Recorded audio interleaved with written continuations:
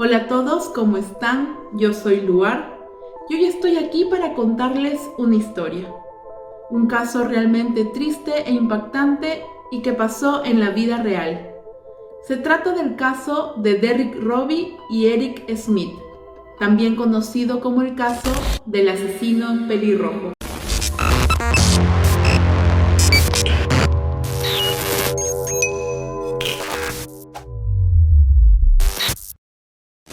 Este caso se desarrolla en Savona, una villa de Nueva York, en Estados Unidos, en el año de 1993. Para ponerlos en contexto, este es un caso que conmocionó a todo el país. Fue noticia nacional, estuvo en todos los medios, en todos los diarios, sobre todo debido a las edades del asesino y de su pequeña víctima. Derrick Robbie, este niño que ustedes pueden ver en las imágenes, tenía tan solo 4 años de edad para el día en que sucedieron los hechos. Estaba a tan solo algunos días de poder cumplir los 5 años de edad. Era hijo de Dale y Doreen Robbie y era un pequeño realmente alegre. Le gustaba hacer deportes, era muy vivaz, siempre estaba conversando con los niños del vecindario y era muy querido por todos sus amigos. La familia Robbie vivía en un barrio residencial, no tenía salida. Era como lo que allá se conoce como un suburbio. Y bueno, pues era una zona muy tranquila. Y para el año en que todo sucedió, que fue 1993, pues se consideraba que no había ningún peligro en las calles. Todos los vecinos se conocían, hablaban muy bien entre todos ellos y pues dejaban que sus pequeños estén siempre juntos. Para el día en que sucedieron los hechos, Derrick Robbie estaba inscrito en un programa de verano, como lo que conocemos aquí en Latinoamérica como vacaciones útiles y ese tipo de cosas. Este programa quedaba en el parque que estaba a 1 cuadra de la casa de Derrick. Como les estaba contando hace un rato, era una residencia, una zona residencial cerrada, no tenía salida, es decir, lo último que había al fondo era el parque, que solamente estaba a 1 cuadra de distancia de la casa de Derrick. Este dato es muy importante, por eso se los menciono ahora. Y para su clase, para las clases de verano al que él acudía, siempre iba acompañado de su mamá. Recordemos que era un niño de tan solo 4 años de edad, que pues solamente quería divertirse con otros niños en el verano. Y una característica muy importante es de que siempre llevaba consigo una bolsa de lonchera, su comida, de repente un sándwich, una fruta, para los descansos de su curso de verano. Este dato es de vital importancia para el desarrollo del caso. El día 2 de agosto de este año, Derrick se disponía a ir a su programa de verano como todos los días. Él ya estaba listo, parado en la vereda, esperando que su mamá salga para que lo acompañe hasta el lugar donde esto ocurría, pero su mamá no salía. Todavía no estaba lista porque su hermano menor, llamado Dalton, estaba haciendo un berrinche que no le pasaba. Entonces, el pequeño Derrick, de tan solo 4 años de edad, viendo esto, le dijo a su mamá que él podía irse solo. Total, el parque estaba a solo 1 cuadra, no tenía ni siquiera que cruzar una pista porque estaba de frente. Tenía que ir por la misma vereda y llegar al parque. Entonces su mamá accedió. Era la primera vez que la mamá de Derrick lo dejaba ir solo a alguna parte, pero de todas maneras, como era una época en la que no pasaba nada, todos los vecinos se conocían y estaba solamente a 1 cuadra, pues ella dijo, no hay ningún problema, vete solo. Yo te voy a ir a recoger a la hora de salida. Perfecto, entonces Derrick emprendió su rumbo. Pero lo que los padres de Derrick no sabían es que a los 5 minutos desde la última vez que ellos vieron a Derrick, él ya se encontraría sin vida.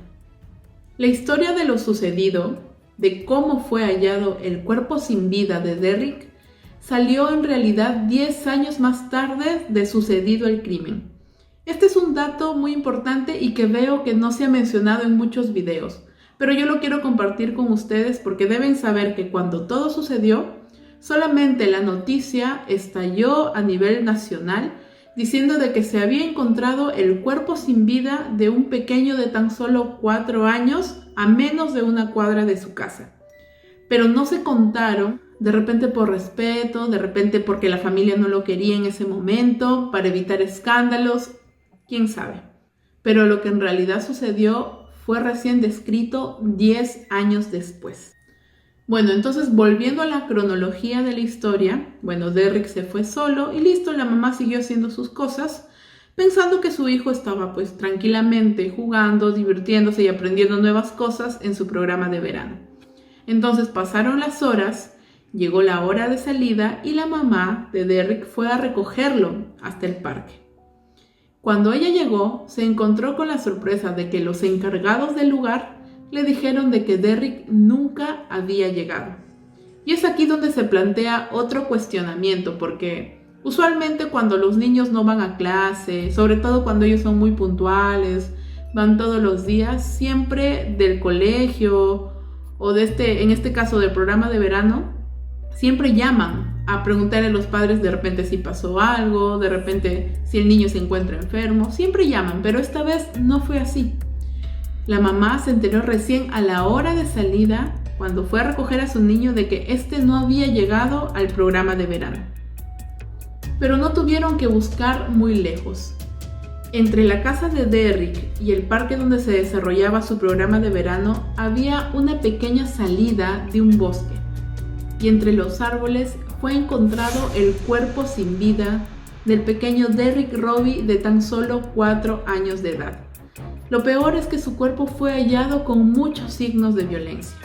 Y como les comento, esto se supo 10 años después de haber sucedido el crimen. Ahora les voy a describir un poco la escena del crimen de la forma que sea menos morbosa posible. Es un poco complicado. YouTube tiene muchas normas, muchas reglas respecto a esto. Yo voy a tratar de ser lo menos gráfica posible, pero se los voy a describir porque es importante saber ciertas características de la escena del crimen que permitieron que el culpable fuese hallado. Para empezar, los policías encargados del crimen describen que este hecho, este asesinato, fue mucho más allá que eso. Fue mucho más allá que solo matar, sino de que fue hecho con tal brutalidad de que esto parecía hasta una venganza. Pero se preguntaban venganza de qué, si el pequeño niño solo tenía 4 años de edad. ¿A quién podría haberle hecho daño? Toda la escena del crimen describía de que Derrick había sido atraído desde la vereda hasta ese pequeño espacio de bosque, precisamente solo para someterlo al asesinato. Hasta ese momento la identidad del asesino era totalmente desconocida. Derrick fue golpeado con 2 piedras, una grande y una pequeña que todavía se encontraban en la escena del crimen. Y recuerdan que les mencionaba la importancia de su bolsa con lonchera, con su comida, con su refrigerio que él llevaba al programa de verano en el que estaba inscrito.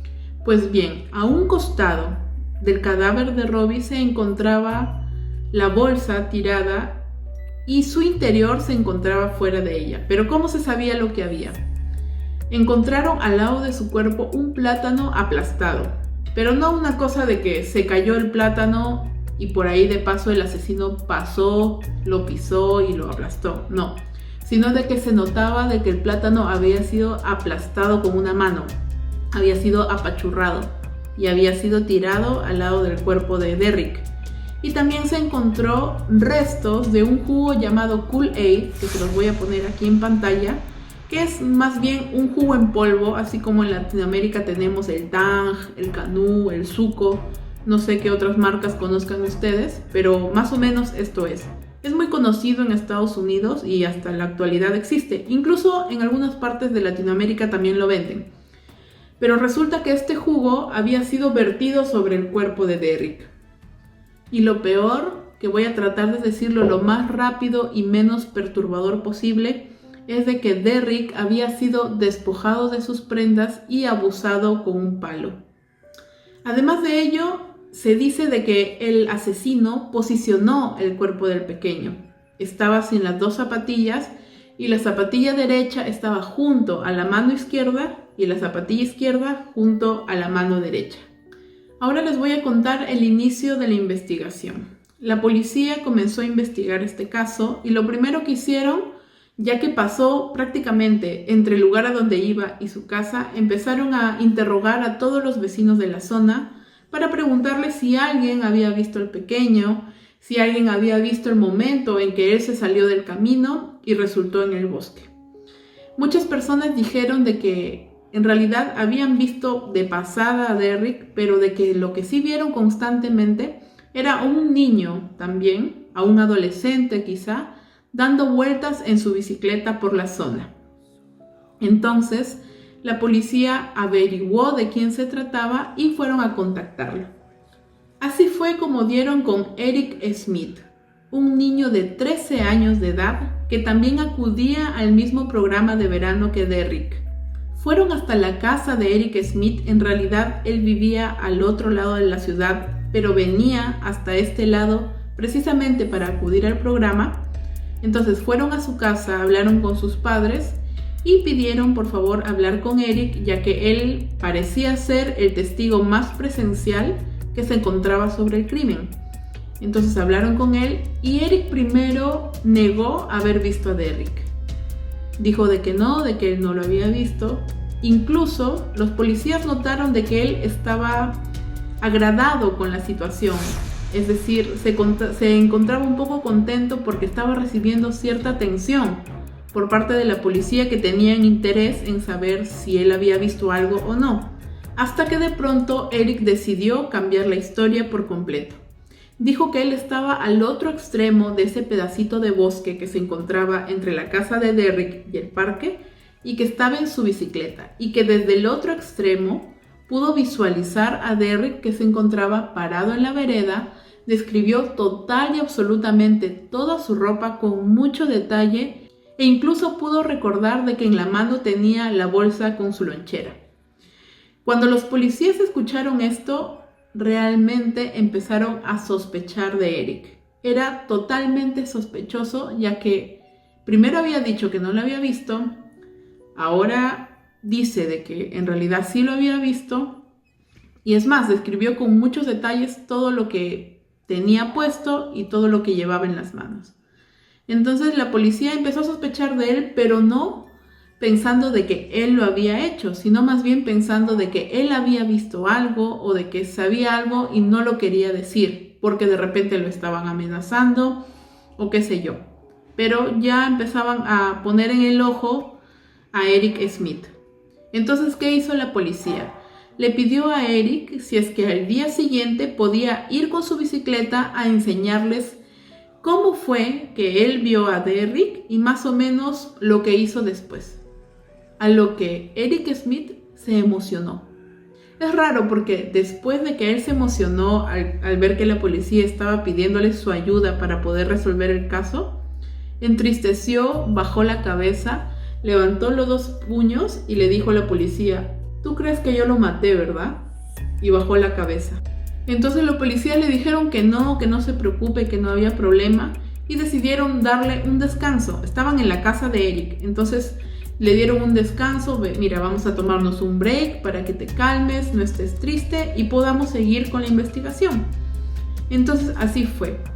El papá de Eric Smith le acercó un vaso de Kool-Aid, del mismo jugo que se encontró en la escena del crimen, a Eric para que pueda refrescarse la garganta, ya que había estado hablando mucho con los policías. Entonces, ¿saben qué hizo Eric? Tomó el vaso de Kool-Aid y lo tiró al piso. Para esto, la policía ya sabía que en la escena del crimen habían encontrado al cuerpo de Derrick Robbie vertido con el mismo jugo que Eric Smith acababa de tirar al piso. Quizás esto suena un poco banal, un poco tonto, pero cuando se trata de un crimen, la verdad es que hasta el detalle más simple realmente resulta ser importante. Entonces, eso fue lo que sucedió. Al día siguiente, la policía llevó a Eric Smith hasta el lugar donde habían sucedido los hechos, se le mostró con su bicicleta lo que él había visto y en fin. Pero la familia de Eric no estaba tranquila. Ellos sospechaban de que su pequeño hijo conocía algo. Ellos sospechaban de que él sabía algo, y los vecinos, que eran amigos de esta familia Smith, también sospechaban algo. Sobre todo una vecina llamada Marlene, a la que en un momento de la nada Eric le preguntó qué sucedería si es que descubren que el asesino de Derrick había sido otro niño. Ella le respondió que pues iban a tener que hacerle algún tratamiento porque definitivamente ese niño no estaba bien de la cabeza. Entonces, bueno, Eric siguió, ¿no? Pero este hecho de que le haya preguntado desató la duda total en Marlene y ella decidió hacer su propia investigación. ¿Qué hizo? Reunió a algunos pequeños chicos del barrio, porque siempre se reunían, porque usualmente esas casas son así, condominios, digamos, cerrados. Entonces ella fue a la tienda, compró helado, nueces, jarabe y plátanos. ¿Por qué? Porque ella estaba comentando con su grupo de amigos de que el sospechoso, más bien dicho, el culpable del crimen, debería ser un niño. ¿Por qué? Porque si a un niño no le gustan los plátanos, él lo va a aplastar, lo va a tirar, lo va a botar. Más bien, si a un adulto no le gustan los plátanos y está ahí un plátano en la escena del crimen, él simplemente va a pasar por alto. Porque sabe de que al hacer contacto con el plátano de repente podría dejar su ADN o qué sé yo. Ya sabemos cómo piensan las mentes de los criminales. Pero ella sospechaba de que podía ser un niño precisamente porque se encontró el plátano aplastado. Entonces ella fue a la tienda, compró estos productos para hacer helados, reunió a los chicos y les dijo, a ver, elijan lo que ustedes quieren poner en sus helados. Bueno, todos eligieron, casi todos pusieron de todo, pero Eric Smith solamente escogió el helado, las nueces y el jarabe. Entonces Marlene le preguntó, oye, ¿por qué no escoges plátano? Y él dijo, es que a mí no me gustan los plátanos. Entonces ya encontramos que Eric Smith no le gustaba ni el plátano ni el Kool-Aid, lo que lo hacía sumamente sospechoso. Para esto pasaron 2 días de la muerte de Derrick y Eric Smith confesó el asesinato. Antes de pasar a la confesión que dio Eric Smith acerca del asesinato del pequeño Derrick Robbie, voy a contarles un poco acerca de su vida. Es necesario conocer ciertos detalles que luego su defensa usaría para poder ponerlo en libertad. Eric creció al otro lado de la ciudad y le gustaba ir siempre a visitar a sus abuelos. Ellos más bien lo describen como un niño muy amoroso. Un niño al que le encantaba ir a visitarlos y cada vez que llegaba a verlos, los recibía con los brazos abiertos y lo llenaba de besos y abrazos. Incluso su abuelo en una entrevista dice de que Eric realmente era un payaso, o sea que le encantaba hacerle chistes, juguetear como todo niño de su edad. Pero Eric tenía un problema, sufría de bullying.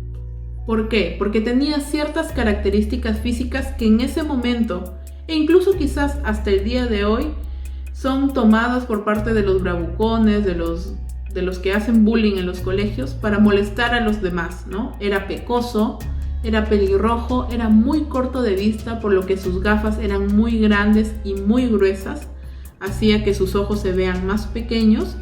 Y sobre todo tenía una característica en las orejas, las tenía un poco así agachaditas. Y dicen que esto es producto de que su madre, cuando estaba gestando precisamente a Eric, tomaba unas pastillas para controlar sus ataques de epilepsia. Lo que luego, después ya en los juicios, se dice de que esto causó algunas malformaciones, ¿no? Entonces por eso Eric Smith era blanco perfecto para las burlas en su colegio. No quería ir en el autobús y por eso siempre andaba en su bicicleta. Entonces, los papás de Eric siempre sabían de que su hijo era constantemente molestado. Si es que hicieron algo al respecto o no directamente en el colegio, no lo sabemos, pero sí sabemos algo.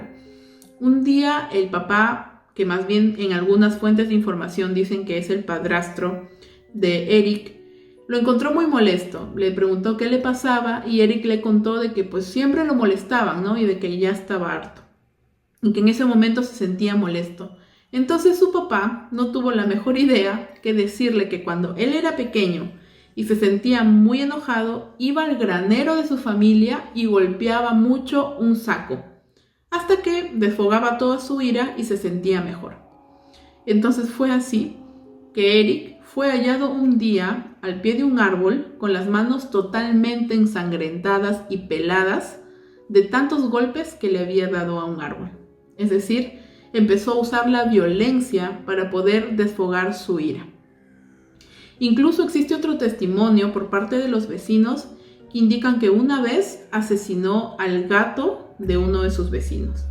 Quizás ustedes piensen, o algunas personas piensen, de que este es un dato, digamos, como una travesura infantil, ¿no? Pero las travesuras infantiles no son así.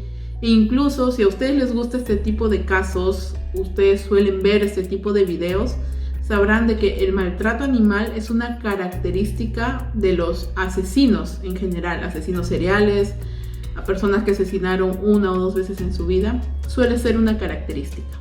La mamá de Eric, Tammy, dice de que de un momento a otro su hijo volvió la mirada hacia ella, es decir, Eric la miró y le dijo que él lo hizo.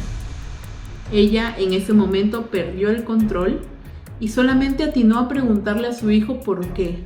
¿Por qué había matado a Derrick si tan solo era un niño de 4 años de edad?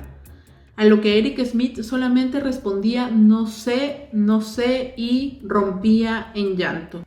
El psiquiatra de la defensa decía de que Eric Smith sufría un trastorno explosivo intermitente y una ira incontrolable. Pero se le hicieron muchos estudios y ninguno de ellos comprobó lo que él decía.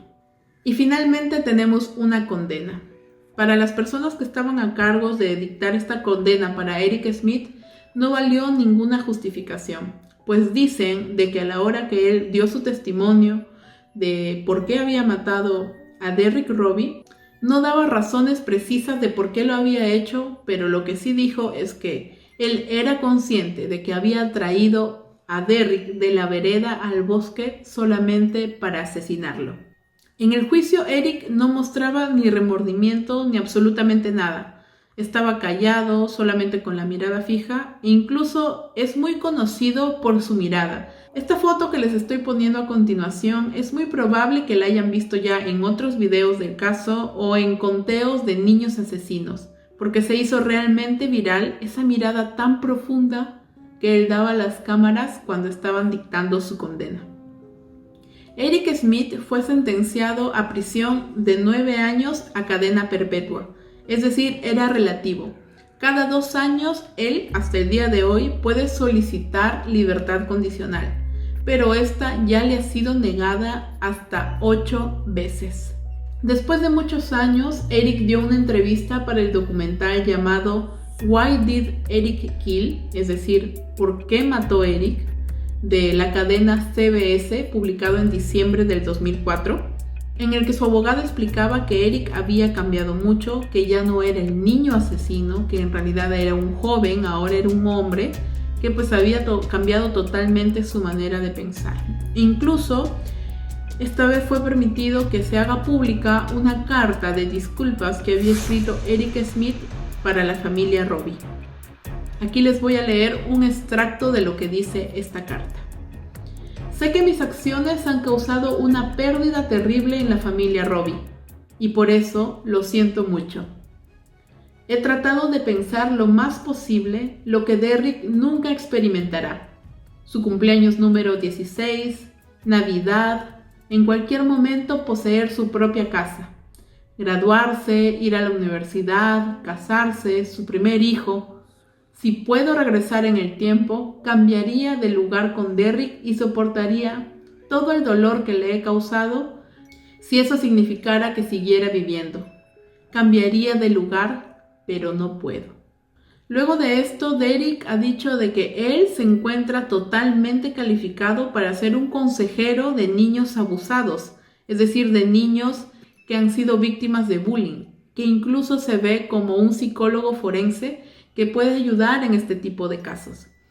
Pero las personas que están a cargo de juzgar si se le da o no la libertad condicional no piensan de que él deba salir en libertad. Esa fue la historia de hoy.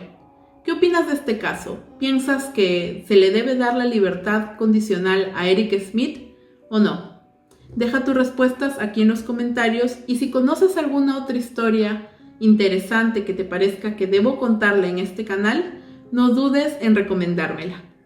Si te gustó este video, no olvides suscribirte. Me ayudarías a seguir creando más contenido y hacer una de las cosas que más me gusta, contar historias. Conmigo será hasta la próxima historia, o quién sabe.